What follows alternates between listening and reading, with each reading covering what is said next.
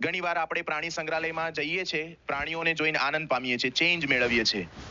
આપણને એવું લાગે છે કે પ્રાણીઓને જોઈને આપણને આનંદ થાય છે, પણ ઘણીવાર પ્રાણીઓને જોઈને આપણને આનંદ થાય, પણ ઘણીવાર પ્રાણીઓને પણ આપણને જોઈને આનંદ થતો હોય છે. એ પણ આપણને જોઈને રાજી થતા હોય છે, એને પણ કંઈક ચેન્જ મળતો હોય છે.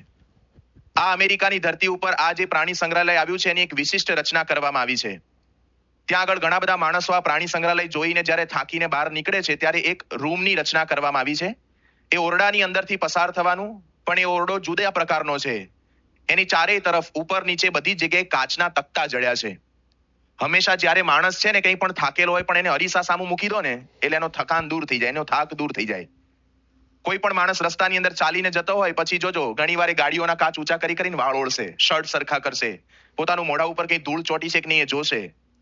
આ લોકો અંદર પ્રાણી સંગ્રહાલયમાંથી જ્યારે પસાર થાય છે પછી છેલ્લે રૂમની અંદર આવે છે ત્યારે જે પ્રત્યેક માણસો થાકેલા હતા પોતાનું પ્રતિબિંબ જોઈને રાજી થઈ જાય અને દરેક માણસ સહજ પ્રકૃતિ પ્રમાણે વાળ સેટ કરે, કપડાં સેટ કરે, પોતાનું મોઢું રૂપ જોયા કરે. પણ આખા કાચની અંદર પોતાનું રૂપ જોઈને જ્યારે નીચેના વાક્ય ઉપર જ્યારે નજર જાય છે ને ત્યારે બધાની હવા નીકળી જાય છે. એમાં એવું વાક્ય લખેલું, now you are looking at the most ferocious of the world. તમે અત્યારે દુનિયાના હિંસકમાં હિંસક પ્રાણીને જોઈ રહ્યા છો. આગળ તમે જે જોઈને આવ્યા ને એના કરતા પણ હિંસકમાં હિંસક પ્રાણી કોણ? પોતાનું જ પ્રતિબિંબ જોવે છે. આવું શા માટે લખેલું છે? કારણ કે આજે દુનિયાની અંદર કોઈ સિંહ છે પોતાની જ્ઞાતિના સિંહને નથી મારતો. આજે વાઘ છે, ચિત્તો છે, કોઈ પોતાની જ્ઞાતિના પશુ પ્રાણીને કોઈ મારતા નથી. પણ આજે માણસ છે એ માણસને મારવા માટે તૈયાર થયો છે. એટલા માટે પ્રાણીની ઉપમા આપવામાં આવી છે. જે ભારત દેશની ભૂમિ ઉપર શ્રીમદ ભાગવતની અંદર એવું લખ્યું છે કે દેવતાઓ પણ આ લોકની અંદર મનુષ્ય દેહ ધારણ કરવા માટે ભગવાનને પ્રાર્થના કરે છે, વિનંતી કરે છે. એને આ પરદેશના લોકો બધા પ્રાણીની ઉપમા આપે છે. શા માટે?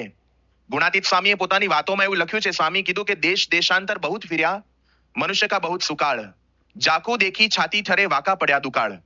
માણસોનો ફુગાવો તો ઘણો બધો છે પણ જેને જોઈને અંતરમાં શાંતિ થાય ને એવા માણસોનો દુષ્કાળ છે. આજે દુનિયાની અંદર આપણે જોઈએ છે ઘણી બધી પ્રકારની નદીઓ છે, કુવા છે. કદાચ નદીમાં પાણી ના હોય તોય પણ કહેવાય શું? નદી. કુવામાં પાણી ન હોય પણ કહેવાય શું? કુવો. એમ કદાચ હાથ પગ નાક કાન બધું જ હશે પણ અંદર તત્વ ખૂટે છે માણસાઈનું. એ માણસાઈનું તત્વ ના હોય ને કહેવાય તો માણસ પણ અંદર કંઈક ફેરફાર કરવાનો છે, અંદર કંઈક ચેન્જ લાવવાનો છે. એકવાર એક શેઠ પોતાની દુકાનની અંદર બેઠા હતા અને ત્યાં એની પાસેથી એક ભિખારી પસાર થયો. ઉનાળાની કાળઝાળ ગરમી હતી. પેલા ભિખારીએ શેઠને વિનંતી કરી કે શેઠ મને ભૂખ લાગી છે, કંઈક જમવાનું આપશો? શેઠ એકદમ તાડું કે ગુસ્સામાં બોલવા માંડે, તારા જેવા તો કેટલાય ભિખારી રખડતા આવે. એ કે ચલ આગળ જા, કશું નથી. પેલો ભિખારી આગળ જતો તો વળી પાછો યુ ટર્ન મારીને પાછો આવીને કહે છે શેઠ કંઈ ખાવાનું ના આપો તો કઈ નહીં, પણ ઉનાળાની કાળઝાળ ગરમી છે, તરસ લાગી છે, એક ગ્લાસ પાણી તો આપો. શેઠના અંતરમાં ભગવાન વસે. એને કીધું કે હમણાં ઉભો રહે થોડી વાર, હમણાં મારી દુકાનની અંદર માણસ આવશે ને એટલે આપશે, એટલે કે નોકર આવશે એટલે આપશે. પેલા એ 5-10 મિનિટ રાહ જોઈ પણ કોઈ આવ્યું નહીં. એટલે થોડી વાર પછી વળી પાછું પેલા શેઠને કીધું કે શેઠ એક ગ્લાસ પાણી આપો ને. શેઠ ગુસ્સામાં કીધું તને એક વાર તો કીધું માણસ આવશે એટલે આપશે. થોડી વાર ઉભો રહે. વળી પાછી 10-15 મિનિટ જવા દીધી તો પણ કોઈ આવ્યું નહીં. એટલે પેલા ભિખારીએ વળી પાછું કીધું શેઠ એક ગ્લાસ પાણી આપી દો ને, તરસ લાગી છે, બહુ તરસ લાગી છે, ઉનાળાની ગરમી બહુ છે. શેઠ તાડું ક્યાં? શેઠ કે તને કેટલી વાર કીધું માણસ આવશે એટલે આપશે, માણસ આવશે એટલે આપશે, છાનો માનો ઉભો રહે તો આગળ જતો રહે. એ વખતે પેલો ભિખારી મર્મભેદક વાક્ય બોલે છે અને શેઠને કહે છે કે શેઠ 2 મિનિટ માટે તમે માણસ થઈ જાઓ ને અને તમે એક ગ્લાસ પાણી આપી દો ને. 2 મિનિટ માટે. જો શેઠ હતા, પોતાની પાસે શારીરિક શક્તિ બધી જ છે પણ કયું તત્વ ખૂટતું હતું? માણસાઈનું. એ માણસાઈનું તત્વ ખૂટે છે આજે દુનિયાની અંદર. લોકો આજે શાંતિ મેળવવા માટે, સુખ મેળવવા માટે બાહ્ય સુધારા કેટલા બધા કર્યા, ચેન્જ લાવ્યા, કેટલો બધો ફેરફાર. ભાષા બદલાઈ ગઈ માણસોની. ખાલી સેજ 2-4-5 મહિના પરદેશ જઈને આવે ને અને ગુજરાતીમાં હા બોલતો હોય ને અહીંયા આવીને યા કરવા માંડે. પરદેશ 5-6 મહિના જઈ આવે અને ચેન્જ આવી જાય છે. આજે અંગ્રેજીનો ક્રેઝ વધતો જાય છે. વાંધો નથી, તમારા દીકરા દીકરીઓ સંતાનોને ભણાવજો, એમાં કંઈ ખોટું નથી, પણ બદલાઈ જાય છે બધું જ અંદરથી. અમારા રાજકોટમાં એક ભાઈ 6 મહિના સુધી પરદેશ જઈને આવ્યા અને પરદેશમાં જઈને આવ્યા અને પછી દેખાયા જ નહીં મંદિરે. એટલે તપાસ કરાવડે કે આવી ગયા છે તો કેમ દેખાતા નથી? એટલે તપાસ કરાઈ તો સંતોને મળવા માટે આવ્યા. કાર્યકર્તાઓ થ્રુ કેવડાવ્યું કે સંતો યાદ કરે છે એટલે આવજો. આવ્યા પછી સંતોએ ખાલી આમ મજાકમાં પૂછ્યું કે કેમ ફાવે છે ને? એ કે સ્વામી આ ઇન્ડિયા આવે છે ને ડર્ટી લાગે છે. એ કે રાજકોટ સૂકો પ્રદેશ લાગે છે. ખાલી 6 જ મહિના જઈ આવે તેમની દીકરી ત્યાં આગળ રહે છે એને મળવા માટે. અમને કાર્યકર્તાએ વાત કરી કે સ્વામી અમે પહેલા જ્યારે મળવા જતા ત્યારે તો ફૂલ ડ્રેસમાં મળે પણ આ પરદેશથી આવ્યા પછી બરમુડા સિવાય વાત જ નહીં. એ કે જ્યારે જુઓ ત્યારે ઘરમાં બરમુડા પહેરીને આટા માર્યા કરે છે. તો ચેન્જ આવી જાય છે, બદલાવ આવી જાય છે, બોલ્યા કરે, ભાષામાં ચેન્જ આવી જાય, પોતાના વર્તનમાં બદલાવ આવી જાય છે. તો આજે પરદેશની ભૂમિ ઉપર જીવવું એ આપણને બધાને જ ગમે છે પણ આપણા કલ્ચરમાં, આપણામાં ફેરફાર ઘણો બધો આવી જાય છે. આજે પરદેશની ભૂમિ ઉપર જેમ છોકરાઓ ભણે છે એમ આપણા છોકરાઓને પણ અંગ્રેજી સ્કૂલોની અંદર ભણાવવાની અંદર આનંદ આવે છે, મજા આવે છે. અમારા રાજકોટમાં એક છે ને SNK સ્કૂલ છે. હું છે ને રાજકોટમાં રહું છું એટલે થોડા રાજકોટના પ્રસંગ કહીશ પ્રેક્ટિકલ, એટલે તમને પાછું એવું ના લાગે કે મહેસાણામાં આવ્યા તો રાજકોટની જ વાતો કર્યા કરે. ત્યાં આગળ છે ને SNK સ્કૂલ છે કિરણભાઈ પટેલની. એ સ્કૂલની અંદર ઇંગ્લિશ મીડિયમની અંદર છોકરાને ભરતી કરવા માટે થઈ અને છોકરો ગર્ભમાં હોય ને ત્યારથી એડમિશન લેવાનું, છોકરો છોકરી જે હોય, અને ગર્ભમાંથી બહાર નીકળ્યા પછી 2-2.5 વર્ષ એને પ્લે હાઉસમાં મૂકવું હોય ઇંગ્લિશ સ્કૂલની અંદર ભણાવવા માટે 49,000 રૂપિયા ફી. હમણાં 2 વર્ષ પહેલા આપણા એક હરિભક્ત તેના દીકરાને મૂક્યો ત્યાં આગળ, 49,000 રૂપિયા ફીમાં 1 રૂપિયો પણ ટ્રાવેલિંગનો નહીં, 1 રૂપિયો શૂઝનો નહીં, 1 પણ રૂપિયો ડ્રેસનો નહીં, 1 પણ રૂપિયો ચોપડા નહીં, કેવળ 3 કલાક માટે સ્કૂલની અંદર સાચવવા માટેના 49,000 રૂપિયા. મારો દીકરો ઇંગ્લિશ મીડિયમમાં ભણે ને એની માટે 49,000 રૂપિયા ખર્ચવા તૈયાર છે. તો ભાષા બદલાય એની માટે લોકો પ્રયત્ન કરે છે. હમણાં જ એક હરિભગત મળ્યા હતા, એમણે મંદિરની બહાર સંત આશ્રમની બહાર બેઠા હતા, એને વાત કરી કે સ્વામી મારા દીકરાને ઇંગ્લિશ મીડિયમ સ્કૂલની અંદર ભણાવવા માટે થઈને મંદિરની આગળ ત્યાં સેન્ટ મેરી સ્કૂલ છે ક્રિશ્ચન મિશનરીની, એની અંદર મૂક્યો, ભણવા માટે મૂક્યો. લગભગ 6ઠા-7માંથી મૂક્યો તો અત્યારે 12મા ધોરણની અંદર પહોંચ્યો છે અને ત્યાં આગળ ભણવા માટે મૂક્યો તો અત્યારે એ છોકરો કે મારા ઘરની અંદર હું બ્રાહ્મણ છું ને હિન્દુના સંસ્કાર છે એટલે એને મૂર્તિ પ્રત્યે કે મંદિર પ્રત્યે અણગમો છે એવું કહેવા નથી માંગતો, પણ આજે હું ખેદ સાથે કહી શકું છું કે એને મેં 8-10 વર્ષ આ ઇંગ્લિશ ખ્રિસ્તી મિશનરી સ્કૂલની અંદર ભણાવ્યો.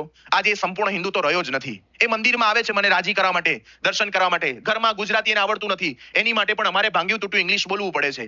એ છોકરો ગિટાર શીખે છે અને સારામાં સારું વગાડી શકે છે. તો એ ગિટાર શીખવાડવા માટે ચર્ચના પાદરીઓ, ત્યાં પ્રેમ મંદિર છે, એના પાદરીને શીખવાડવા માટે દોડીને જાય છે. પણ જ્યારે મંદિરે લઈ આવો હોય ત્યારે મારે એને 2-3 વાર કહેવું પડે કે તું મંદિરે આવ, ત્યારે મંદિરે માંડ આવે છે. જો ઇંગ્લિશ મીડિયમમાં ભણાવો એની વાંધો નથી, ભાષા બદલો એનો વાંધો નથી, પણ ક્યારેક સંસ્કારોનું પણ ધોવાણ થઈ શકે છે. પણ ભાષાની બદલાવ આવી ગયો, ચેન્જ આવી ગયો, ભૂષા બદલાઈ ગઈ. આજે વર્ષો પહેલા આપણા આદિમાનવો છે ખુલ્લા શરીરે રહેતા હતા, અત્યારે છાલ વીટીને પછી ઝાડની છાલ વીટીને રહેતા હતા. ત્યાર પછી ધોતિયા શોધાયા, એ ધોતિયા પહેરવા માંડ્યા. ધોતી જબ્બોને માથે પેલી ગાંધી ટોપી પહેરતા હતા. એ આપણી ભારતીય સંસ્કૃતિની અસલ સ્ટાઇલ છે. આ પેન્ટ શર્ટ તો પેલા અંગ્રેજો નાખી ગયા એટલે તમે બધા પહેરતા થઈ ગયા છો. બાકી અમે જો ધોતિયા પહેરે છે ને ઓરિજિનલ સ્ટાઇલ છે. એ ધોતિયાની સ્ટાઇલ ઓરિજિનલ, એ હિન્દુ સંસ્કૃતિની રીત છે. તો પહેલા ધોતિયા પહેરતા હતા, પછી લેંગા આવ્યા. પહેલા આ અડધો મણ ઘઉં હવાય ને એવા લેંગા હતા, આમથી નીકળીને હવા આમ નીકળી જાય, ખબર જ ના પડે એવા મોટા મોટા લેંગા પહેરતા હતા. ત્યાર પછી આ ફોર્મલ કપડા તમે પહેરો છો આવ્યા. અત્યારે જીન્સ આવી ગયા, કેટલા અલગ અલગ પ્રકારના જીન્સ. કોક લો વેસ્ટ પહેરે ને, કોક બૂટ કટ પેન્ટ પહેરે ને, કોક કાર્ગો પેન્ટ પહેરે, કોક 6 પોકેટ જીન્સ પહેરે, જાત જાતના પહેરે છે, સ્કિન ટાઈટ પહેરે ને. આ પરદેશમાં ઠંડીથી રક્ષણ થાય ને એની માટે આ જીન્સના કાપડ શોધાયા છે, પેન્ટ શોધાયા છે. આપણે તો અહીંયા મહેસાણાની 48 ડિગ્રી ટેમ્પરેચરમાં સ્કિન ટાઈટ પહેરીને ફરે. હવે એમાં એને ખબર નથી બધું હળી જશે અંદર, પણ ચેન્જ આવી ગયો, બદલાવ. આજે યંગસ્ટર્સમાં બધાને ખબર છે, તો બદલાવ આવી ગયો. ભૂષા બદલાઈ, ભાષા બદલાઈ, ભોજન બદલાયા. આજે તમે બધા જ કદાચ ઘરની અંદર દાળ ભાત શાક રોટલી ખાતા હશો, પણ તમારી નવી જનરેશનને તમે પિઝા હોટડોગ બર્ગર આપશો તો એટલા જ એને ગમશે, એને મજા આવે છે, ચેન્જ મળે છે, આનંદ આવે છે. તો બાહ્ય સુધારા ઘણા કર્યા, બદલાવ લાવ્યા, પણ કંઈક તત્વ ખૂટે છે જે અંદર ફેરફાર કરવાનો છે. પૂજ્ય મહંત સ્વામી વર્ષો પહેલા પરદેશમાં ગયા હતા, ત્યારે મર્સિડીઝ કંપનીની મુલાકાત લેવા માટે ગયા હતા. અને જ્યારે મર્સિડીઝ કંપનીની મુલાકાત લીધી ત્યારે અત્યંત આધુનિક બધી ગાડીઓ બતાવવામાં આવી. એમાં કેટલીક આધુનિક, અત્યારે તો એ બધી ગાડીઓ, અત્યારે નાની સામાન્ય ગાડીઓમાં પણ એ સિસ્ટમ આવી ગઈ, પણ વર્ષો પહેલા એ ગાડી બતાવી, કંઈ પણ એક્સિડન્ટ થવાનો તો સ્ટીયરિંગમાંથી કેટલી આગળની કચકડાની બોડી ફાડી અને એરબેગ નીકળે, એટલે તમારી છાતી આગળ આવી જાય, એટલે તમને સ્ટીયરિંગ સાથે અથડાવતો વાગે નહીં.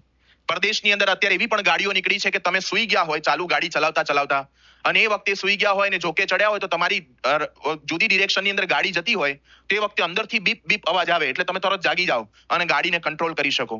એવી કેટલીક ગાડીઓ આવી છે કે તમે સુઈ ગયા હોય તો તમે અંદર પ્રોગ્રામ સીટ સેટ કરી દીધો કે આ રસ્તાથી અહીંથી જવાનું છે, તો ઘણીવાર ગાડી ડિસિઝન લઈ લે અને તમને ઘર સુધી પહોંચાડી દે. આવી પણ અત્યંત આધુનિક ગાડીઓ બધી નીકળી છે. મર્સિડીઝ ગાડી બધી બતાવી, મહંત સ્વામી રાજી થયા. મહંત સ્વામી કીધું કે બહુ સરસ સુધારા કર્યા છે.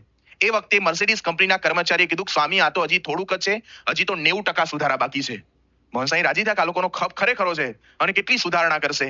એ પછી મહંત સ્વામીએ બહુ સરસ વાત કરી હતી એ પેલા કર્મચારીને કે તમે કદાચ સારામાં સારી અત્યંત આધુનિક મર્સિડીઝ ગાડી બનાવશો, સારામાં સારી તૈયારી કરશો અને સારામાં સારી રજૂઆત કરશો બધા પબ્લિક આગળ, પણ મર્સિડીઝ કંપનીમાંથી સારામાં સારી ગાડી તૈયાર થઈને બહાર પડશે, એ ગાડી એક્સિડન્ટ કરે છે કે માણસ એક્સિડન્ટ કરે છે? પેલો કર્મચારી આ માથું ખંજવાળવા માંડ્યો કે એક્સિડન્ટ તો માણસ કરે છે, તો કે સુધારો કોનામ કરવાનો છે કે માણસમાં કરવાનો છે. એ કે તમે સારામાં સારી કદાચ ગાડી લઈને રસ્તા ઉપર જતા હશો ને સામે ટ્રક વાળો દારૂ પીને આવતો હશે તો તમારી ગમે તેટલી સારી ગાડી હશે પણ એક્સિડન્ટ થવાનો જ છે. તો સુધારણા માણસની અંદર કરવાની છે, એ ચેન્જ લાવવાનો છે. તો અલગ અલગ પ્રકારનો બદલાવ ઘણો બધો આવી ગયો. પણ અંદરથી સુધારો કરવાનો છે. રોડ ઉપર કદાચ 10 ટનનો પથ્થરો પડ્યો હશે ને આપણને બહુ નડતો નથી, પણ ખાલી આપણી કિડનીમાં અંદર કિડનીની અંદર એક સામાન્ય 5 mm ની કે 6 mm ની પથરી હશે ને તો આપણને ઊંચા નીચા કરી નાખશે. આ કથા વાર્તા છે. એની અંદર આપણેથી કંઈક જીવનમાં પામી શકીએ એની માટે આ કથા વાર્તાનું એક માધ્યમ છે. 1974 સાલની અંદર સાંઈ બાપા આફ્રિકામાં હતા.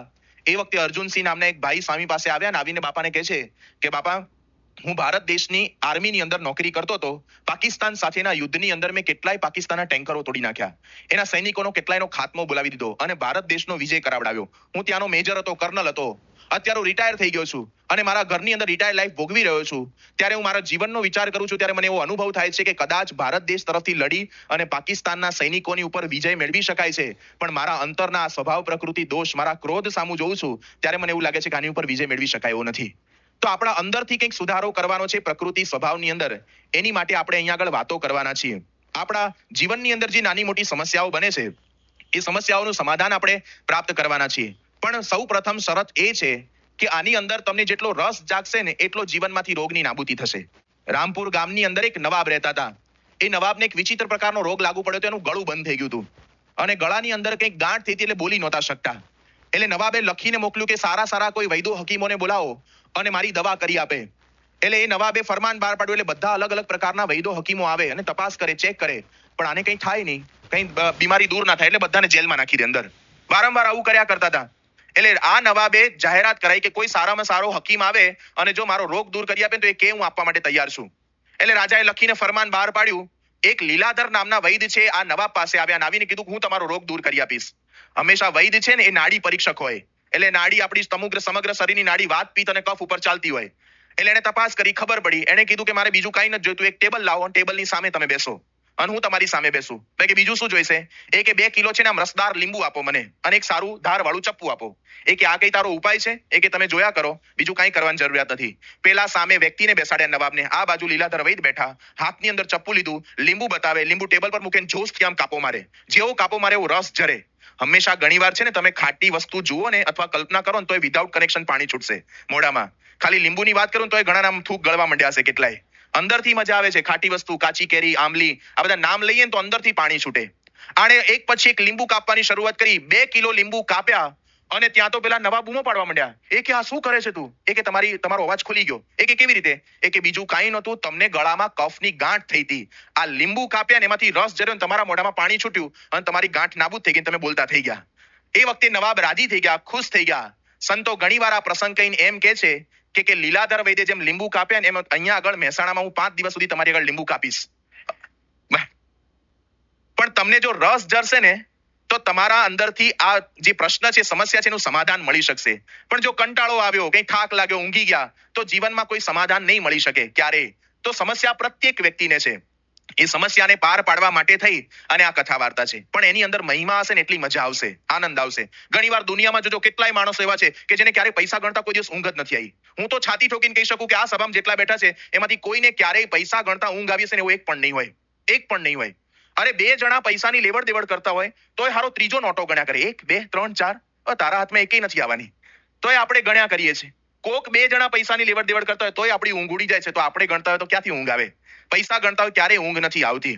એકવાર શ્રીજી મહારાજ ગરડાની અંદર બેઠા હતા અને મહારાજ કથા કરતા હતા અને પહેલી જ લાઈનની અંદર બેઠા હતા એક હરિભગત ઊંઘતા હતા. એટલે પહેલી લાઈન વાળા ઊંઘે છે એવું નથી કહેતો, પણ અહીં પહેલી જ લાઈનની અંદર બેઠા હતા અને જોકે ચડ્યા. પહેલી લાઈનમાં બેઠા ઊંઘે તો ખરાબ લાગે એટલે પહેલી લાઈન વાળા ઊંઘતા નહીં. પહેલી લાઈનની અંદર ત્યાં આગળ મહારાજે જગાડ્યા. એ કે જાગો, તોય પાછા સુઈ ગયા.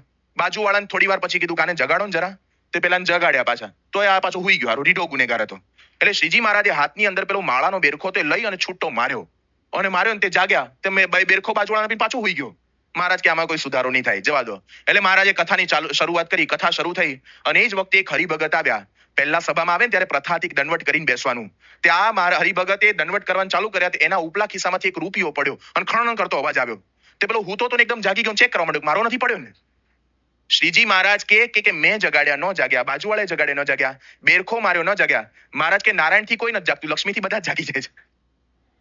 આવા હોય છે દુનિયા અંદર. પૈસાનો મહિમા છે ને એટલે મજા આવે છે, આનંદ આવે છે. તો આપણે જીવનની અંદર મહિમા હશે ને એટલો જીવનની અંદર પરિવર્તન આવશે. ઘણીવાર આ પૈસાનો મહિમા છે. 12 લોકો ફિલ્મ જોવા જાય છે. અમારા રાજકોટમાં મંદિરથી 14 કિલોમીટર દૂર કોસ્મોપ્લેક્સ થિયેટર છે. એની ટિકિટ મંદિરની બાજુમાં કોસ્મોપ્લેક્સ કોમ્પ્લેક્સની અંદર વેચાય છે. સવારે 8 વાગ્યાથી 9 વાગ્યાથી લાઈન લાગે, ઘણીવાર 11 12 વાગ્યા સુધી ટિકિટો લેવા ઉભા રહે લોકો શ્રદ્ધાથી. પછી તમે થિયેટરમાં જાઓ તો લોકો સ્વાગત કરવા ઉભા હોય છે હાર તોરા લઈને કે આવો મારા દેવના દીધેલ પિક્ચર જોવા આવો. એવું તો કોઈ કહેતા નથી. તમારે ભીડની અંદર જવાનું, એમાંય જો લેટ પડ્યા તો પેલી બત્તીઓ મારી અને તમને સીટ બતાવે, ભાઈ આ જગ્યાએ તમારે બેસવાનું છે, આ જગ્યાએ તમારી રો છે, એમાંય બેઠા હોય. અને 3 કલાક સુધી સતત અમે એક દ્રશ્ય જવા દઈએ છીએ. અને ઇન્ટરવલની અંદર તમે ગયા હોય ને પેશાબ પાણી કરવા માટે લાઈન હોય તો ઘણા ઐશ્વર્ય દાબી રાખે કે આપણે નથી પછી જઈશું, એકાદું દ્રશ્ય ચૂકાઈ જશે. ત્યાં પહોંચી જાય અને પહોંચીને વળી પાછો ફિલ્મ જોયા કરે. 3 કલાક સુધી સતત પિક્ચર જોયા કરે. અને પછી જ્યારે થિયેટરમાંથી ફિલ્મ પૂરું થાય ને ત્યારે સ્ક્રીન સામે હોય છે, નીકળવાનું આમ હોય છે, તોય બધાનું મોઢું જોજો સ્ક્રીન સામું જશે અને જોયા કરે. હજી એકાદું કંઈક ટ્રેલર બતાવી દે તો મજા આવી જાય. 3 કલાકની અંદર પણ આપણને તૃષ્ણા ઓછી થતી નથી, કારણ કે મજા આવે છે, આનંદ આવે છે. એમ ભગવાનની વાતોની અંદર જેટલી મજા આવશે ને એટલું આપણા જીવનની અંદર કંઈક ઓછા વત્તા અંશે જીવનમાં પરિવર્તન આવી શકશે. તો આ પણ છે. ઘણીવાર આપણા આ મહેસાણા જિલ્લાની અંદર પરદેશ જવાનો બહુ ક્રેઝ છે. થોડા વર્ષો પહેલા મેં પ્રસંગ સાંભળ્યો હતો કે મહંત સ્વામી ત્યાં આગળ સારંગપુરની અંદર બેઠા હતા સંત સ્વામી પાસે, સંત સ્વામીની રૂમમાં. અને એ વખતે ત્યાં આગળ 45 પાનાનો એક કાગળ વાંચતા હતા. અને એ વખતે એક ભાઈ આવીને કહે છે કે સ્વામી મારે અમેરિકા જવું છે, આશીર્વાદ આપો. મહંત સ્વામી કે 1 નંબરમાં જવું છે કે 2 નંબરમાં? એ કે સ્વામી 2 નંબરમાં, મેક્સિકોની બોર્ડરમાંથી ઘૂસવાનું. મહંત સ્વામીને કે આશીર્વાદ આપો. મહંત સ્વામી કે આશીર્વાદ આપું એ પહેલા 45 પાનાનો કાગળ વાંચ. 45 પાનાનો કાગળ પરદેશથી એક હરિભક્તે લખ્યો હતો. એમાં એને આખી દાસ્તાન લખી હતી કે અમે 18 જણા અહીંથી ભાગ્યા હતા ઇન્ડિયામાંથી, મેક્સિકોની બોર્ડરમાંથી ઘૂસવા ગયા. 14 જણા એમાંથી પકડાઈ ગયા, એને પાછા ધકેલી દીધા. 4 જણા અમે ભાગ્યા, એમાંથી 3 ને ઠાર કરી નાખ્યા. 1 જણો કે હું બચ્યો હતો અને એમાંય ભાગ્યો અને ભાગતા ભાગતા માંડ અત્યારે સેટ થયો છું. મહેરબાની કરીને ક્યારેય પણ કોઈને તમે અહીંયા આગળ અમેરિકામાં 2 નંબરમાં ઘૂસવા માટેના આશીર્વાદ આપતા નહીં. આવું કીધું હતું. અને 45 પાનાનો કાગળ હાથમાં આપ્યો કે લે આ વાંચી લે, પછી તને આશીર્વાદ આપું. તે પેલો હારો સુરવીર તે 45 પાનાનો કાગળ વાંચ્યો ને પછી મહંત સ્વામીએ પૂછ્યું બોલ શું કરું છે? એક આશીર્વાદ આપો, પહોંચી જવાશે. મહંત સ્વામી કે અમારા આશીર્વાદ લઈને જ ગયો તો, જવું છે બોલ. કે સ્વામી બધાને એવું ન થાય, આશીર્વાદ આપો. અને એ ભાઈ અમેરિકા પહોંચી ગયા, મહેસાણા જિલ્લાના જ છે, અને ત્યાં પહોંચી ગયા, વેલ સેટ છે, અત્યારે મજા કરે છે. પણ આવું બને છે, મજા આવે છે, આનંદ. ગમે તેટલું સ્ટ્રગલ હોય, ગમે તેટલા પરિસ્થિતિ વિપરીત થાય, પણ એનો જો મહિમા ખબર છે કે 1 ના સીધા 50 થશે. ડોલર દેખાય છે, પાઉન્ડ દેખાય છે, એટલે લોકો બધા જ એની માટે પ્રયત્ન કરે છે. તો ભગવાનની વાતોનો જેટલો મહિમા હશે એટલો જીવનની અંદર ફેરફાર થશે. એની માટે કથા રીતિ શીખવી પડશે. પહેલી શરત આ છે. કથા વાર્તા સાંભળતા પહેલા કથાની રીતિ જેટલી શીખ્યા હશું ને એટલું આપણે જીવનમાં કંઈક પામી શકીશું. યુ કેન વિન નામનું એક પુસ્તક છે શિવ ખેરાનું, એ મેનેજમેન્ટના ગુરુ છે. એણે પોતે પુસ્તક લખ્યું છે, એનું હિન્દી ટ્રાન્સલેટ છે જીત આપકી. એમાં એક પુસ્તકની અંદર વાક્ય લખ્યું છે કે જીતને વાલે કોઈ અલગ કામ નહીં કરતે, હર કામ અલગ ઢંગ સે કરતે हैं. જીતવા વાળા છે ને કોઈ અલગ કામ નથી કરતા, અલગ રીતે કરે છે. એક જ સ્કૂલ હોય, એક સ્કૂલમાં એક જ ક્લાસમાં 60 વિદ્યાર્થીઓ હોય, એક જ શિક્ષક ભણાવનાર છે, બધાને સરખું ભણાવે છે, કોઈ ભેદભાવ નથી રાખતા. છતાં પણ 60 વિદ્યાર્થીમાંથી 1 કે 2 જણાનો જ પહેલો નંબર આવે છે, બધાનો નથી આવતો. કેમ? જેનો પહેલો નંબર આવે છે ને એની ભણવાની રીત કંઈક જુદી છે. એમ અહીંયા આગળથી વાતો થશે, પણ એ વાતો તમારા જીવનની અંદર તમે અલગ રીતે સાંભળશો, અલગ રીતે એપ્લાય કરવાનો પ્રયત્ન કરશો તો જીવનમાં ફેરફાર થઈ શકશે. સચિનના તમે ગ્લોવ્સ પહેરો, પેડ પહેરો, એનું બેટ લો, એનો જ બોલ વાપરો, તેમ છતાં પણ આપણે સચિનની જેમ સદીઓ નથી ફટકારી શકતા, કારણ કે એ દિવસ દરમિયાન 8 કલાકની પ્રેક્ટિસ કરે છે અને પ્રેક્ટિસમાંથી પામી શકે છે કંઈક. એમ આપણે કથાની રીતિ જો જાણી હશે ને તો જીવનમાં ફેરફાર થઈ શકશે. પણ કથાની રીતિમાં કઈ વસ્તુ બાધારૂપ છે એ મહાભારતની અંદર લખ્યું છે કે 3 વસ્તુ આપણને કથા વાર્તા કે જીવનની અંદર નડે છે. એક પહેલું વૃથાવાદ, બીજું વૃથા ગતિ અને વૃથા ચિંતન. આ 3 વસ્તુ છે ને એ આપણને જીવનમાં સતત નડ્યા કરે છે. એ આપણા જીવનમાં આપણને પ્રગતિમાં બાધારૂપ છે.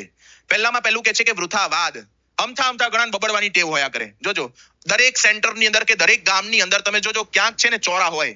હવે રાજકોટમાં બધા સર્કલ પર બેસે છે, ટ્રેડ જ છે, સર્કલ પર બેસવાનું જઈને અને વાતો કર્યા જ કરે. કંઈક ભેગા થયા હોય 2 જણા અને ઘરમાં સાયકલ ચલાવતો હોય અને ચર્ચા કરે પેટ્રોલના ભાવ વધી ગયા છે. હવે તારા ઘરમાં 2 પૈડાવાળી મોટરસાયકલ નથી, તારે કોઈ દિવસ પેટ્રોલ ખરીદવાનું નથી, અંદર પુરાવા નથી, તું શું કરવા ચર્ચા કરે કે પેટ્રોલના ભાવ વધી ગયા છે?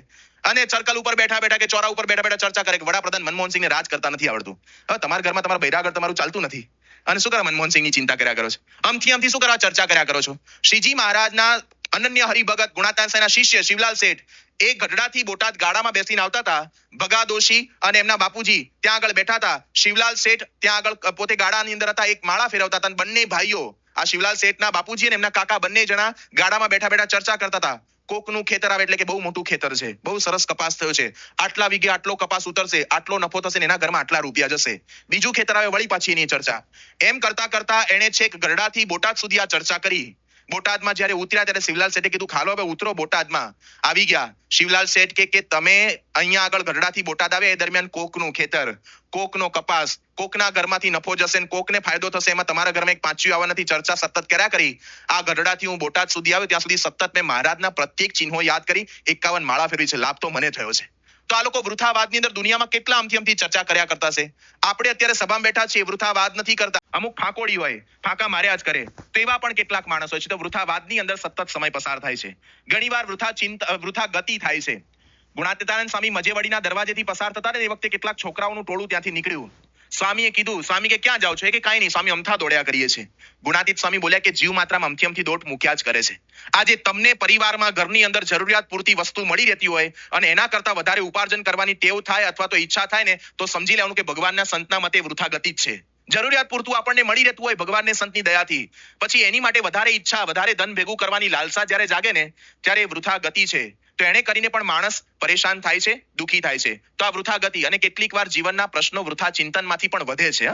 અમથા ઘણી વાર સભામાં બેઠા હોય ત્યારે વૃથાવાદ નથી થતો. બોલશો તો અમે તરત કહીશું ભાઈ ઉભા રહો, શાંતિ રાખો, અથવા કોઈ કાર્યકર કહેશે. વૃથા ગતિ નહીં થાય કારણ કે તમે બેઠા છો, પણ વૃથા ચિંતન તો સતત ચાલ્યા કરે છો. ઘણી વાર સભામાં હું તમને વાતો કરતો હોઈશ, તમે મને આંખો ફાડીને જોયા કરતા છો.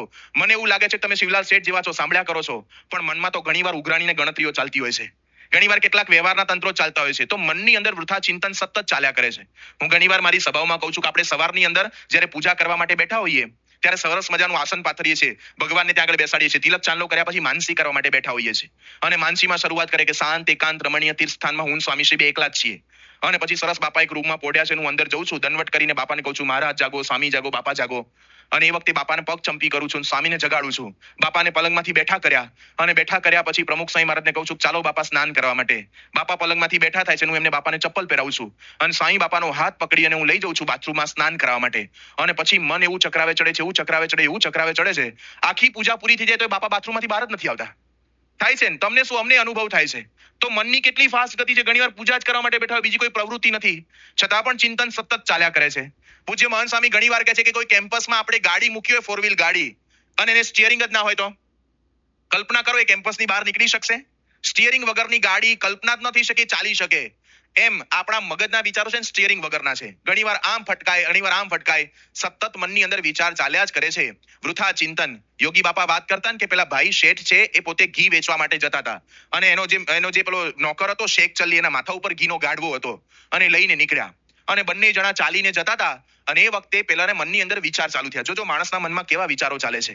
એ કે આ ઘીનો ગાડવો લઈને જઈશું શહેરમાં, વેચાશે, એમાંથી પૈસા આવશે, એમાંથી મારો પગાર થશે, હું એમાંથી થોડું સેવિંગ કરીશ, એમાંથી એક બકરી લઈશ, બકરીનું દૂધ નીકળશે, એ દૂધને હું વેચીશ, એમાંથી પૈસા ભેગા થશે, એમાંથી એક ભેંસ સારી લઈશ, ભેંસને દૂધ દોઈશ, એનું ઘી બનાવીશ, એનું દૂધ વેચીશ અને એ દૂધ વેચ્યા પછી મારી પાસે પૈસા ભેગા થશે, એમાંથી સારું એક ઘર બનાવીશ, ઘર બનાવ્યા પછી મારા નવા લગ્ન થશે, નવી પરણેતર આવશે અને પરણેતર આવ્યા પછી મારે 2-3 સંતાનો થશે અને એમાં મારે મોટો ભેંસોનો તબેલો હશે અને એમાંથી કામમાંથી પરવારીનું ઘરે આવીશ ત્યારે મારા કેટલાક ટાબરિયા મને વિટળાઈ વળશે કે પપ્પા આવ્યા.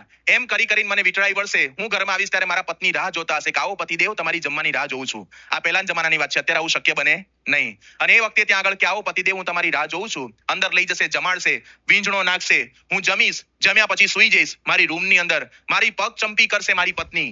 સવારમાં જ્યારે જગાડવા આવશે ત્યારે હું કહીશ કે નહીં જાગું. આ મનની અંદર વિચારો ચાલ્યા કરતા હતા અને એટલો પ્રબળ વિચાર હતો ને પેલો ઘીનો ગાડવો લઈને જતો હતો ને એને ધૂણાયું માથું કે નહીં જાગું. એટલે પેલું માથા ઉપર જે ઘીનો ગાડો હતો ને પડ્યો હેઠો અને બધું ઘી ઢોળાઈ ગયું, ફૂટી ગયો ઘીનો ગાડો. અને શેઠ એકદમ અકળાયા ખરા. ડોબા, ખબર પડે છે તને કે બુદ્ધિ છે? આખી જિંદગી તું મારા ઘરે કામ કરે ને તો આ ઘીના પૈસા ચૂકે ને એટલું કિંમતી ઘી હતું. આ મારો ઘીનો ગાડવો ફોડી નાખ્યો, કઈ ખબર પડે છે કે નહીં?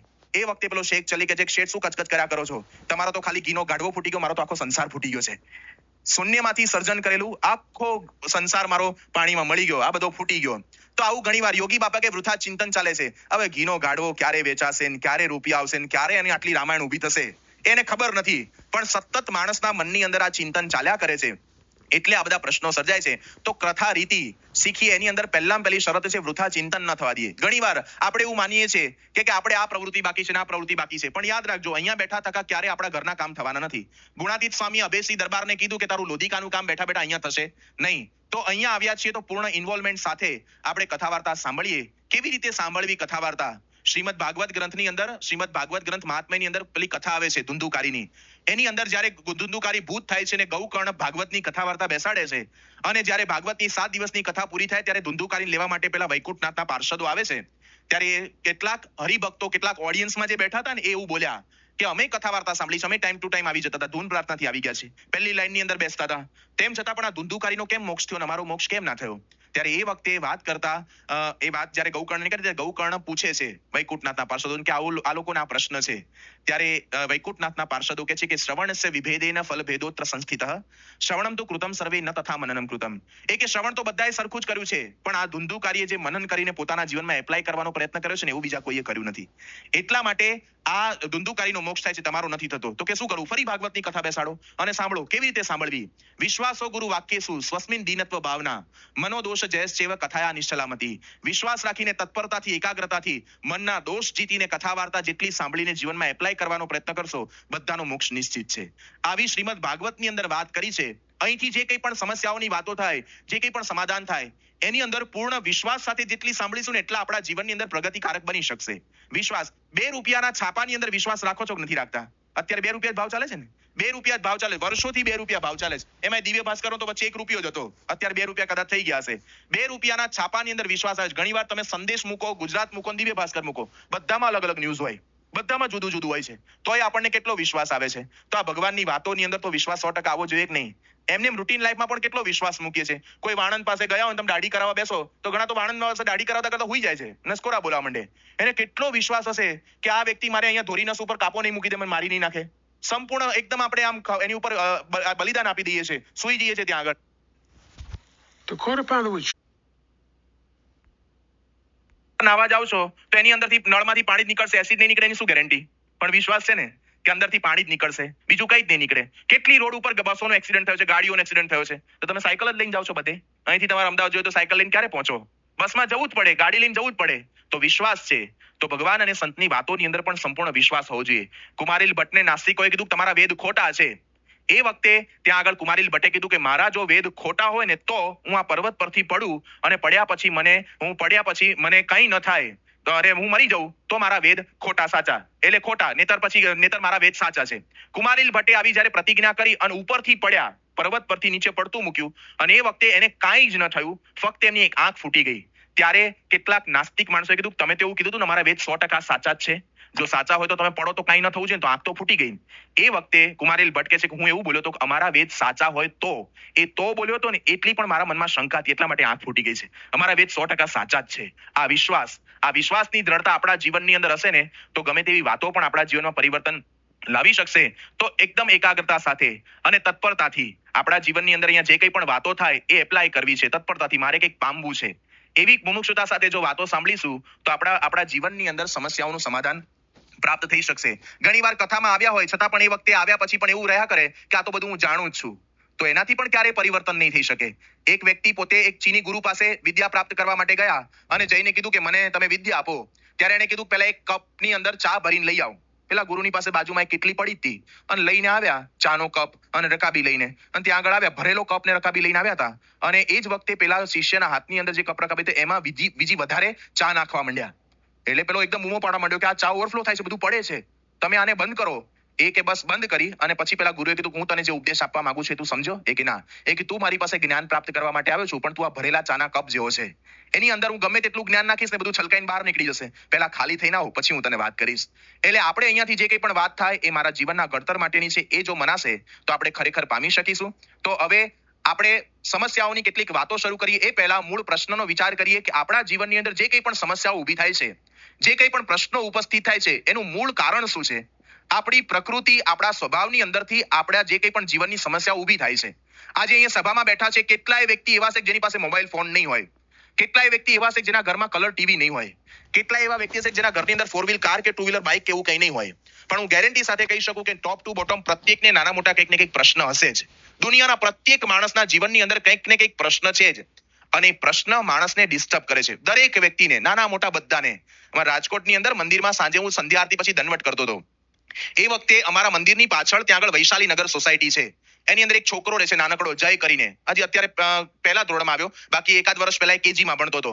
અને એ છોકરો બહુ બોલવામાં ચબરાક છે અને એકદમ આમ હાઈલી ઇન્ટેલિજન્ટ છે અને ગમે ત્યારે કંઈ પણ પૂછે એટલે ફટ દઈને જવાબ આપી દે. આ છોકરો મારી બાજુમાં આવીને દંડવટ કરતો હતો. એક દંડવટ કરીને ઊભો રહી ગયો. મેં કીધું તને શું પ્રશ્ન થયો? દંડવટ કરને. એ કે નહીં કરું. મેં કીધું શું થયું? એ કે જોન મારા મમ્મીને કેટલી વાર કીધું તો આ નાડાવાળી ચડ્ડી જ પહેરાય કરે છે. એ કે આ નાડું બહાર લબડે છે, કેવું ખરાબ લાગે છે. એટલે મેં એને કીધું કે આ નાડું તને નડતું હોય તો નાડું અંદર નાખી દેવાનું. એને અંદર નાખી આપ્યું તો પાછો ખુશ થઈ ગયો અને ખુશ થઈ અને દંડવટ કરવા માંડ્યો. એટલે મેં એને કીધું કે દંડવટ પૂરા થાય, આરતી પૂરી થાય ને પછી તું નીચે મળજે મને, હું તને ચોકલેટ આપું. એટલે ઓફિસમાં લઈ ગયો અને ત્યાં આગળ બોલાય એટલે એ ખરી ભગત મને મળતા હતા ઓફિસમાં, એની સાથે વાત કરતો તો ત્યાં મોઢું ચડાઈને બેઠો હતો. એટલે મેં તું પાછું શું થયું? કેમ આ મોઢું ચડાયું? એ કે જુઓ ના નાડું પાછું બહાર આવી ગયું. કે એ કે કેટલી વાર કીધું તોય નાડાવાળી ચડ્ડી જ પહેરાવે છે. પણ મેં કીધું તને શું પ્રશ્ન છે? એ કે આ નાડું ખેંચું તો લાંબુ થાય છે, એમ કરીને ખેંચીને બતાવ્યું. હું ખાલી એટલું કહેવા માંગુ છું, સામાન્ય પ્રસંગ છે, પણ 1 kgના છોકરાને નાડાવાળી ચડ્ડી ડિસ્ટર્બ કરી શકતી હોય તો તમારા મારા લેવલના નાના મોટા પ્રશ્નો આપણને ડિસ્ટર્બ નથી કરતા? કરે જ છે. તો પ્રત્યેકને પ્રશ્ન છે, નાના મોટા પ્રત્યેકને. મંદિરની અંદર એક અધિકારી વ્યક્તિ આવ્યા અને આવીને એમણે પોતે પ્રસંગ કીધો કે એક નાનકડો છોકરો સ્વામી મારા ઘરની અંદર છે અને મારા છોકરાને કે અત્યંત સખત રડ્યા કરે, 2 દિવસ સુધી સતત રડતો હતો. અને ત્યાં આગળ એને દવાખાને લઈ ગયા, તપાસ કરાવડાવી. ડોક્ટર કે આને નખમાંય રોગ નથી, પેટમાં દુખે છે એવું કાંઈ નથી, કે દાંત આવે ને પેટમાં દુખતું હોય તોય રડ્યા કરતો હોય એવું નથી. પણ આ છોકરાને ખબર નહીં શું બીમારી છે, કેમ રડવામાં બંધ નથી થતું એ જ ખબર નથી પડતી. પછી ડોક્ટર કે એક કામ કરીએ આપણે, એને છે ને કપડા બધા કાઢી નાખો. એટલે છોકરાના કપડા કાઢી નાખ્યા અને એક એક વસ્તુ, એક એક અંગ તપાસ કર્યા. તે બધું તપાસ કરતા કરતા ખબર પડી કે પેલા છોકરાના છેલ્લે પગના ઉપલા ભાગની અંદર અહીંયા આગળ એની મમ્મી સવારે નવડાવતી હતી, નવડાવતા પેલી માથામાં બાંધવાની રબરની રિંગ હોય ને ભરાઈ દીધી હતી 2 દિવસ પહેલા. તે એમાં છોકરો રડ્યા કરતો હતો. નાનકડી એક રબરની રિંગ ભરાઈ ગઈ હતી ને એમાં કદાચ તમારા જીવનની અંદર પોતાના તરફથી પ્રશ્ન પણ કોકાઈન રબરની રિંગો ભરાઈ જશે અને એમાં પ્રશ્નો ઊભા થશે, એમાંથી સમસ્યા ઊભી થશે. તો પ્રશ્ન પ્રત્યેકને છે દુનિયાને, પણ એની અંદર મૂળ પ્રશ્ન ઉપસ્થિત થવાનું કારણ એ આપણી પ્રકૃતિ છે. ગુજરાતીમાં કહેવત છે ને કે પ્રાણ અને પ્રકૃતિ ભેગા આવ્યા ને ભેગા જશે.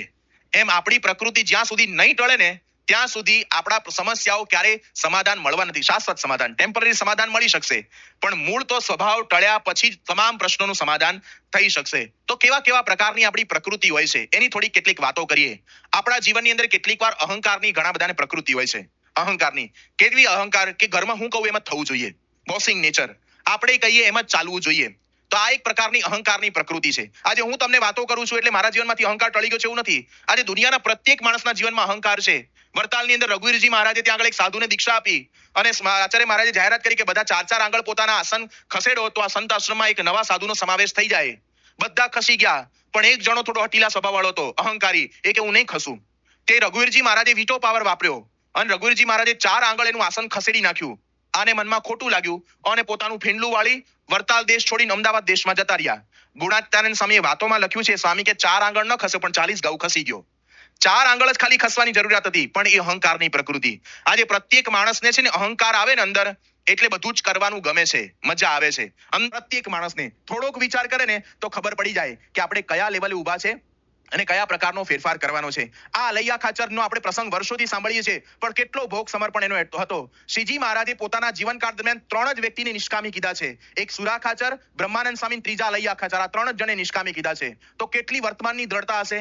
એને જે વખતે કોઈ સોર્સિસ નહોતા એ વખતે 2000 વ્યક્તિને સત્સંગ કરાયા છે અને એના જીવનકાળના 2 પ્રસંગો એવા મહત્વના મળે છે કે અલૈયા ખાચર પોતે પોતાના ઘરની અંદર ખાટલામાં સૂતા હતા અને એના ઘરની અંદર ઉપર કારીગર એક નળિયા ચાળતો હતો અને એને જમના દૂતો દેખાયની અંત અવસ્થા આવી હશે અને એ વખતે અલૈયા ખાચરને જોશથી બૂમ પાડી, તું બાપુ જમના દૂતો આવ્યા અને મને લઈ જશે. અલૈયા ખાચર એ વખતે બોલ્યા નિષ્ઠાથી કે હું સ્વામિનારાયણનો ભગત છું, મારા ઘરમાં તો શું મારા ગામના પાદરમાં પણ કોઈ જમના દૂતો પ્રવેશ ન કરી શકે. જૂના સંપ્રદાયના જીવન ચરિત્રમાં ઉલ્લેખ છે કે અલૈયા ખાચરે ખાટલામાંથી સૂતા સૂતા એ વખતે હોંકાટો પાડ્યો હતો અને જમના દૂતોને તગેડી મૂક્યા હતા અને એ કારીગર વર્ષો સુધી જીવ્યો હતો. બીજો પ્રસંગ, અલૈયા ખાચરના ઘરની અંદર એક જીવલા નામનો નોકર હતો અને એ એના ઘરની અંદર કાયમ માટે રહેતો હતો. આ જીવલો નોકર કાયમ માટેની સેવા કરતો, સરભરા કરતો. એટલે અલૈયા ખાચર કહેતા કે હું સ્વામિનારાયણનો સત્સંગી છું એટલે મારી નિષ્ઠાએ કરીને તું ભલે કદાચ સ્વામિનારાયણનો સત્સંગી નથી, તને તું નાતો ધોતો નથી, પણ તું મારા સંગે તરી જઈશ. અલૈયા ખાચર એકવાર બહાર ગયા હતા ફરવા માટે, વિચરણ કરવા માટે, અને પાછા આવ્યા અને એ વખતે જોયું તો પેલો જીવલો મરી ગયો હતો અને ગામમાંથી એને લઈ ગયા હતા અગ્નિ સંસ્કાર કરવા માટે ત્યાં આગળ સ્મશાનની અંદર. અને એના કાકા ઘરની અંદર બેઠા હતા. અલૈયા ખાચર આવ્યા એટલે કીધું કે તું તો કહેતો હતો ને તારા સંગે આ જીવલો તરી ગયો, પણ એ જ્યારે મરી ગયો ને ત્યારે ઝાડા પેશાબ માટેનો જીવ નીકળી ગયો છે, એની અપગતિ થઈ છે. એટલે ગામમાં લોકો ચર્ચા કરે છે કે નિષ્ઠાના બહુ બણકા ફૂંકતા હતા અલૈયા ખાચર, પણ આ જીવલો તો મરી ગયો. અલૈયા ખાચર કે ક્યાં છે જીવલો? અને એ વખતે દોડ્યા અને સ્મશાનની અંદર ગયા અને અલૈયા ખાચરે સ્મશાનમાં પ્રવેશ કરીને જોશથી બૂમ પાડી કે જીવલા ઊભો થા, અને પેલો ચિતામાંથી ઊભો થયો હતો. અને એ વખતે પૂછ્યું અલૈયા ખાચરે કે તું ઊભો થયો પણ ક્યાં ગયો તો કે હું તો તમારા સંગે તરી ગયો છું, ભલે કદાચ ઝાડા પેશાબ માટે મારો જીવ નીકળી ગયો છે, પણ ભગવાન સ્વામિનારાયણ એના પરમહંસો મને તેડવા માટે આવ્યા હતા, હું તો અક્ષરધામમાં બેઠો છું, મારી કોઈ અવગતિ નથી થઈ. અલૈયા ખાચર કે જા પાછો અક્ષરધામમાં જતો રહ્યો, અને પાછો મરી ગયો, હુઈ ગયો, અને એને હળગાઈ દીધો, ચિતા આપી દીધી, અગ્નિ સંસ્કાર કરી દીધા. હવે કેટલી જબરજસ્ત નિષ્ઠા હશે, પણ એ અલૈયા ખાચરના અંતરની અંદર માનનો એક ફણગો ફૂટ્યો. શ્રીજી મહારાજે પરીક્ષા કરી, પોતરી ખેંચી અને જતા રહ્યા. જતા રહ્યા. તો સત્સંગની અંદર આ પ્રશ્ન નડે છે તો એના ઘરની અંદર અહંકારની ટકરામણ ક્યારેય નહીં થઈ હોય? થઈ જ હશે. આટલા વર્ષો પછી પણ અલૈયા ખાચર હજી સત્સંગમાં ડોકાયા નથી. તો એ અલૈયા ખાચરનું આટલું પતન થયું, એના પોઝિટિવ પાસા કોઈ નથી કહેતું, પણ નેગેટિવ પાસા જ કહે છે. આ તો સત્સંગમાં આવે એટલે આ બધા પ્રસંગો કહીએ છે, બાકી પરિવારના નાના મોટા પ્રશ્નો છે ને બહાર આવતા જ નથી ક્યારેય. તો આ નડે છે આ પ્રકૃતિ. તો અહંકારની પ્રકૃતિ પ્રત્યેક વ્યક્તિને નડે છે. પોતાના નામની લાલસા, ઈચ્છા રહ્યા કરે. તો આ અહંકારની પ્રકૃતિ માણસના જીવનની અંદર નડે છે. આ અમદાવાદ શહેર જ્યારે બાંધ્યું અહમદ શાહે, એ વખતે જ્યારે અમદાવાદનો કિલ્લો ચારે બાજુ ચણતા હતા, એ વખતે ત્યાં આગળ એક માણેકનાથ નામનો એક બાવો રહેતો હતો. એ બાવો જ્યારે અહમદ શાહ કોટ ચણે, અને કોટ ચણે ને સાંજે જ્યારે કારીગરો ઉતરે ત્યારે એ કોટની સાથે સાથે સાદડી વણે, અને જેવો સાંજ પડે ને અને કામ પૂરું થાય અને સાદડી આખી વીખી નાખે, એટલે જેટલો કંઈ પણ કોટ ચણે પાછો તૂટી જાય. એટલે અહમદ શાહ વિચાર કરે કે રોજ આપણે આટલી મહેનત કરીને કોટ ચણે છે, આ કોક ચણવા નથી દેતું. એટલે ફરતા ફરતા ખબર પડી કે આ માણેકનાથ કોઈક આવી જાદુઈ વિદ્યા જાણે છે. એટલે માણેકનાથ પાસે આવ્યા અને માણેકનાથને કીધું કે આવું કામ શા માટે કરે છે? એ કેટલા માટે એવું કરું છું કે તારા નામ ઉપરથી તો આખું આ અહેમદાબાદ નગર, આ અમદાવાદ નગર આખું તૈયાર થશે, તો મારું તો ક્યાંક નામ રાખ. મને પણ એવી અપેક્ષા છે કે મારું નામ રહે, એકાદો વિસ્તાર તો મારા નામનો રાખ. એ વખતે અહમદ શાહ કે વાંધો નહીં, પણ હવે તમે નડતા નહીં, હું તમારા નામથી એક વિસ્તાર રાખીશ. એ માણેકનાથના નામ ઉપરથી માણેક ચોક વિસ્તાર પડ્યો છે. આજે આ માણેક ચોક વિસ્તાર છે ને એ માણેકનાથના અહંકારનું પ્રતીક છે. એને ઈચ્છા રહ્યા કરતી હતી કે મારું નામ આગળ આવે. એને કરીને બીજાને પણ આ પાછા પાડવાની વૃત્તિ એ અહંકારની અંદરથી જન્મે છે. જો બહાર દુનિયાની અંદર આ બધા પ્રશ્નો નડતા હોય તો પરિવારમાં પણ ક્યારેક અહંકારથી કોકના ટાંટિયા ખેંચવાની વૃત્તિ જન્મશે અને પરેશાન કરશે. તો આ એક વસ્તુ નડે છે, અહંકારની પ્રકૃતિ. કેટલીક વાર ઈર્ષ્યાની પ્રકૃતિ. ઈર્ષ્યા એટલે સંતો ઘણીવાર કહે છે કે તમારા ઘરની અંદર, અરે બાજુવાળાના ઘરની અંદર ફ્રીઝ આવે ને આપણા ઘરમાં ધુમાડા નીકળે ને તો સમજી લેવાનું કે આ છે ને ઈર્ષ્યાની પ્રકૃતિ છે. અમથા બળતરા ઊભી થયા કરે અને રહ્યા કરે અંદરથી, એમ સતત રહ્યા કરે કે આ કેમ આગળ વધી ગયો. ટાંટિયા ખેંચ વૃત્તિ યોગી બાપા કહેતા. અંદરથી રહ્યા કરે. પેલો રાજા નિર્વંશ હતો અને રાજાએ જાહેરાત કરી કે મારે સંતાન નથી તો મારે રાજા બનાવવા છે. તો ગામની અંદરથી બધાને ભેગા કર્યા અને ગામમાં ટોપ ટુ બોટમ બધા જ આવ્યા, અને ઘણા અમુક તો સાવ એજેડ હતા, એ આવી ગયા, જે 2-5 વર્ષ રાજામાં રાજ કરવા મળ્યું, આવી ગયા, બધાને ભેગા કર્યા. રાજાએ ઉપરથી જાહેરાત કરી કે આ મારા હાથમાં પીછું છે, હું વહેતું મૂકું છું, જેના માથા ઉપર પડે લઈને મારી પાસે આવે. રાજાએ પીછું છોડ્યું, અંદર જઈને બેઠા. 5 મિનિટ, 10 મિનિટ, 15 મિનિટ, અડધો કલાક જતો રહ્યો, દેખાયા નહીં. અને પાછા આવ્યા અને આવીને જો પ્રવેશ કર્યો, બહાર આવીને ઝરૂખામાં આવીને જોયું તો પીછું હજી હવામાં જ તરતું હતું. કેમ આવું થયું? એ કે પેલા માથા ઉપર પીછું પડે ને તો બાજુવાળો ફૂંક મારે કે તારા માથા ઉપર કેમ પડે? એટલે ત્યાંથી પછી બીજાના માથા ઉપર ત્રીજો ફૂંક મારે તારા માથા ઉપર શેનું પડે? રાજા કે આમાં એકેય રાજા બનવાના લાયક નથી, ચલો આપણું કેન્સલ આ કાર્યક્રમ. હું જેટલા વર્ષ રહીશ ને એટલા વર્ષ રાજ કરીશ, પછી વિચારશું ક્યારેક કોકને બનાવવા છે કે નથી બનાવવા. પણ આ ટાટિયા ખેંચ વૃત્તિ, કોઈ આગળ વધી જાય આપણને ગમતું જ નથી. આપણને પ્રશ્ન થાય છે, તકલીફ થાય છે. 2 સગા ભાઈ ભેગા રહેતા હોય ને, પણ આ જો ઈર્ષ્યાનો ભાવ હશે ને તો પરિવારમાં મોટી સમસ્યા ઊભી કરશે અને પરિવારની અંદર આગળ નહીં વધવા દે. અમારા નારાયણ મુનિ સ્વામી એકવાર સારંગપુરમાં પ્રસંગ કીધો હતો કે 2 વ્યક્તિ, બંને જણા સ્કૂલની અંદર છોકરો અને છોકરી ભણે, કોલેજમાં આવ્યા, 12મામાં બંનેને સારામાં સારા ટકા, મેડિકલ લાઈનની અંદર ગયા, બંને વચ્ચે પ્રેમ વધ્યો, બંને નક્કી કર્યું કે આપણે લગ્ન કરશું. બંને જુદી જુદી જ્ઞાતિના હતા અને બંને જણાએ નક્કી કર્યું હતું કે આપણે લગ્ન કરવા જ છે અને કરશું લગ્ન. પણ એના ઘરની અંદરથી વિરોધ, એટલે લગ્ન ન થવા દીધા. કેટલા વર્ષ નીકળી ગયા, આ બંને જણાની 35 વર્ષની ઉંમર થઈ ગઈ, છતાં પણ બંને જણાએ રાહ જોઈ કે જ્યાં સુધી આ બંને જણા ઘરના સભ્યો હા ના પડે ત્યાં સુધી આપણે લગ્ન નથી કરવા. અને 35 વર્ષે બંનેના મા બાપ નમ્યા અને બંને જણાએ લગ્ન કરીને ભેગા થયા. લગ્ન થયા અને 6 જ મહિનામાં છૂટાછેડા થઈ ગયા. કેમ આવું થયું? 35 વર્ષ સુધી રાહ જોઈ અને છૂટાછેડા થઈ ગયા. કેમ આવું બન્યું? પ્રશ્ન એટલો જ હતો કે પેલા ભાઈને મનમાં સતત બળતરા રહ્યા કરતી હતી કે હું પણ ડોક્ટર છું, આ પણ ડોક્ટર છે, પણ મારી પત્ની મારા કરતા વધારે કેમ કમાય? એનાથી એનો ઉત્કર્ષ સહન નહોતો થતો, એટલા માટે અંદર ઈર્ષ્યાની આગ ઉત્પન્ન થઈ હતી. એ ઈર્ષ્યાની આગ અંતે બંને જણાને છૂટા પાડીને રહી. તો ઈર્ષ્યા નડે છે, પરિવારના પ્રશ્નોમાં પણ નડશે. તો આ નડ્યા કરે છે. મહાભારતમાં પ્રસંગ આવે છે કે દુર્યોધન એક દિવસ દિન પ્રતિદિન સુકાતો જતો. એટલે એ વખતે પાંડવો જ્યારે રાજસૂય યજ્ઞ કરતા હતા અને બધાને દાન આપતા હતા, અને આ બાજુ દુર્યોધન સુકાય, એટલે કોઈકે પૂછ્યું કે દુર્યોધન તારું વજન કેમ ઉતરવા માંડ્યું છે આટલું બધું? ત્યારે દુર્યોધન કે મારી પાસે બધી જ વસ્તુઓ છે, સુખ સાહેબી બધું છે, પણ આ પાંડવો રાજસૂય યજ્ઞ કરીને લાખો રૂપિયાનું દાન આપે છે ને મારાથી જોવાતું નથી. હવે એના ઘરનું એ દાન આપે છે, આપણને શું કરવા બળતરા થવી જોઈએ? પણ આ એક પ્રકારની ઈર્ષ્યા છે. શ્રીજી મહારાજે લખ્યું કે યથાર્થ ઈર્ષ્યા વાળો હોય ને એ તો કોઈની પણ મોટાઈને ક્યારેય સહન કરી શકે નહીં. તો આ ઈર્ષ્યાની પ્રકૃતિ છે એ માણસના જીવનની અંદર નડે છે, પરિવારની અંદર પણ નડે છે. કેટલીક વાર ક્રોધની પ્રકૃતિ હોય છે. ઘણા હાઈલી ઇન્ફ્લેમેબલ હોય. તમે રસ્તા ઉપર જતા હોય ને તો પેલું પેટ્રોલની કે ડીઝલ પેટ્રોલની ગાડી જતી હોય ને એમાં લખ્યું હોય, અતિ જ્વલનશીલ પદાર્થ, હાઈલી ઇન્ફ્લેમેબલ. એ કે આનાથી દૂર જ રહો. ઘણા નામ પેલું ખોપડી દોરી હોય ને આગળ આમ મૂક્યા હોય બે હાડકા અને લખ્યું હોય ખતરા. એટલે ઘણા માણસો છે ને આવા જ હોય. સંતો ઘણીવાર પ્રસંગ છે, પેલા બાપુ હાથ પકડીને જતા હતા અને આંગળી પકડીને છોકરાને લઈને જતા હતા, તો કોકે સામેથી મળ્યું, પૂછ્યું બાપુ કેમ છે? એ કે અમારે જે હોય તારે શું, ખાલી પૂછ્યું છે કે કેમ છે. પછી પેલા એ પૂછ્યું બાપુ તમારો દીકરો છે? એ કે તારો હોય તું લઈ જા. પણ તમને ખાલી પૂછે છે, પહેલી વાર તમે હાથ પકડીને જાઓ છો ને જોયા છે, પણ પૂછી પણ ન શકાય. હાઈલી ઇન્ફ્લેમેબલ. થોડા વર્ષો પહેલા એક પ્રસંગ સાંભળ્યો તો એક ચીનની અંદર એક કંપની સાથે કેટલાક કર્મચારીઓની ડીલિંગ હતી અને મોટો સોદો થવાનો હતો.